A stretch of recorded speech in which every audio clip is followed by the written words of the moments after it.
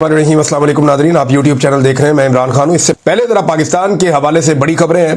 पाकिस्तान के जो ओवरसीज हैं, अमेरिका में, कनाडा में, उन्होंने इकट्ठे होकर एक बड़ा एहतजाज किया है। सैकड़ों की तादाद में वो इकट्ठे हुए और आसिम मुनीर साहब के खिलाफ वो एहतजाज कर रहे थे। Field marshal Asim Munir America के दौरे पर हैं और ये मुतनादे दौरा इसलिए बन गया कि पहले कुछ टाउट्स और ये लोग जो है वो बड़े नारे लगा रहे थे, दावे कर रहे थे कि आसिम मुनीर साहब को इसलिए बुलवाया गया अमेरिका में क्योंकि आसिम मुनीर साहब से अमेरिका बहुत प्यार करता है। और जनाब वजह यह है कि अमेरिकन मिलिट्री की 250वीं सालगिरह है, अमेरिकन फौज की 250वीं या 250वीं सालगिरह है, एनिवर्सरी है। और उस मौके के ऊपर यह परेड होने जा रही है और उस परेड में आसिम मुनीर साहब को बुलाया गया है। ये दावे किए गए। टाउट्स जो है ना वो गेम बड़ी चुक देते हैं पकड़ के। इतनी गेम चुकनी नहीं चाहिए, इजी रहना चाहिए, नॉर्मल रहना चाहिए, क्योंकि अभी तक हमें यह नहीं पता कि उनके दौरे का मकसद क्या है, बुलाया किसने है, वजह क्या है, ये चीजें भी सामने नहीं आई।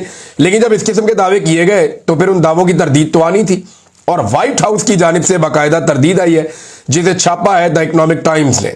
कहते हैं United States denies inviting Pakistan army chief Asim Munir to 250th army anniversary parade के जनाब अमेरिका ने डिनाई कर दिया है कि उन्होंने इनवाइट किया पाकिस्तान के आर्मी चीफ आसिम मुनीर को 250वें एनिवर्सरी परेड पे। फिर वो कहते हैं the white house has firmly denied, उन्होंने बड़ी सख्ती के साथ इसकी तरदीद की है कि किसी भी गैर मुल्की फौजी लीडर को, और इसमें शामिल कर लें खासतौर पे Pakistan army chief general Asim Munir को, इनको इन्वाइट नहीं किया गया 250वीं एनिवर्सरी सेलिब्रेशंस में, जिसके साथ जो है डोनाल्ड ट्रंप की सालगिरह भी जुड़ी हुई है इत्तफाकिया तौर पे। और व्हाइट हाउस ऑफिशियल्स ने इन क्लेम्स को झुटला दिया। उन्होंने कहा ये झूठ है, ये गलत बात है, खबर झूठी है, आसिम मुनीर साहब को इसमें इनवाइट नहीं किया गया। एक तो ये है। लेकिन दूसरी जानिब ओवरसीज पाकिस्तानियों ने बड़ा टकाकर एहतजाज किया। सैकड़ों की तादाद में वो इकट्ठे हुए, बहुत दूर दूर से लोग आए। हालांकि बड़ी मेहनत की पाकिस्तान की इंटेलिजेंस एजेंसीज ने, पाकिस्तान के इदारों ने, पाकिस्तान के सफारत खाने ने बड़ी मेहनत की, बड़ा जोर लगाया, एक एक शख्स से राब्ता किया, एक एक बंदे के खानदान को यहां पे थ्रेट किया गया और उन्हें कहा गया कि खबरदार अगर आप निकले एहतजाज के लिए और अमेरिका में होने वाले एहतजाज का आपने हिस्सा नहीं बनना। लेकिन इसके बावजूद बहुत बड़ी तादाद में लोग आए। उनका यह कहना है कि पाकिस्तान में एक अनडिक्लेयर्ड मार्शल लॉ है, पाकिस्तान में इंसानी हकूक की आज़ादी नहीं है, पाकिस्तान में मैंडेट जो है उसका एहतराम नहीं है, पाकिस्तान में किसी किस्म का आज़ादी इज़हार राय नहीं है। तो पाकिस्तान के अंदर जो है वो अनडिक्लेयर्ड मार्शल लॉ है और उसके लिए रिस्पॉन्सिबल वो करार देते हैं पाकिस्तान की मौजूदा मिलिट्री क़यादत को। अब जरा इसको आप समझें, फौज को ब्लेम कोई नहीं करता, फौज से तो लोग प्यार करते हैं, फौजी बेचारे वो तो अपनी ड्यूटी कर रहे होते हैं।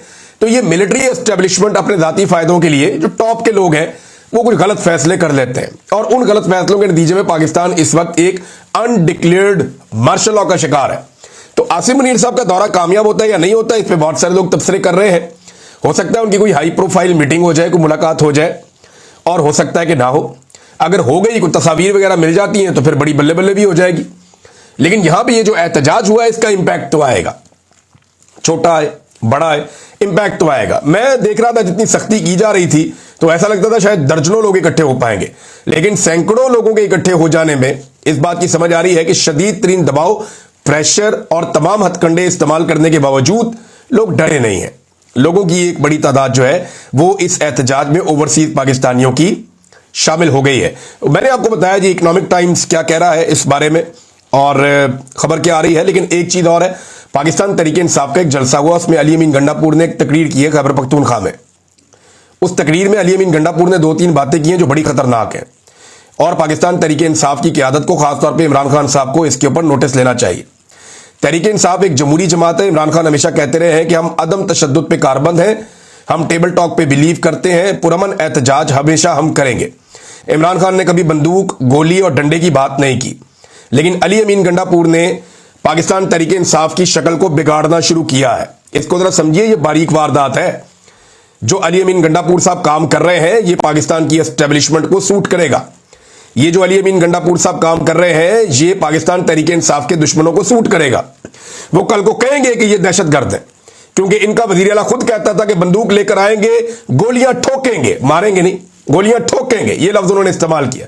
गोली चलाओगे, हम गोलियां ठोकेंगे। जमहूरी आदमी जो होता है ना वो ये कहता है कि तुम गोली चलाओगे, तू तीर आजमा हम जिगर आजमाए, ये होता है जमहूरी आदमी। एक पॉलिटिकल फोर्स जो है वो गोलियां चलाने की, गोलियां मारने की बात नहीं करती, एहतजाज की बात करती है, मुजामत की बात करती है। लेकिन अली अमीन गंडापुर साहब ने पहले भी कहा कि मैं सबसे पहले गोलियां खाऊंगा, फिर ये नजर भी नहीं आए। जब गोलियां कारकुनों को लग रही थी तो अली अमीन गंडापुर साहब वहां से भाग रहे थे, फटाफट वहां से निकल गए, नजर भी नहीं आए किसी को। लोग रोकते रहे रास्ते में, अल्लाह का वास्ता रुक, लोग मर रहे हैं, ये छोड़ के भाग गए। उससे पहले ये पहाड़ियां क्रॉस करके भाग गए। अब अली अमीन गंडापुर साहब कह रहे हैं कि मैं गोलियां मारूंगा, अडियाला जाऊंगा, हथियारों को लेकर जाऊंगा और मैं गोलियां मारूंगा, ये उनका स्टेटमेंट है। और वो अपने लोगों से कह रहे हैं कि मारोगे गोलियां, हम हथियार लेकर जाएंगे, एक के बदले 2 गोलियां मारोगे। तो उनके लोग कह रहे हैं जनाब आगे से लोग तो जज्बाती होते हैं, वो उनके साथ नारेबाजी में शामिल हो रहे हैं।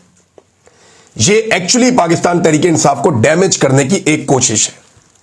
मैं सीरियसली आपको कह रहा हूं, इमरान खान कभी अपने लोगों को यह नहीं कहेगा कि गोलियां मारो, इमरान खान कभी अपने लोगों को यह नहीं कहेगा कि कत्लेआम करो, कभी नहीं कहेगा।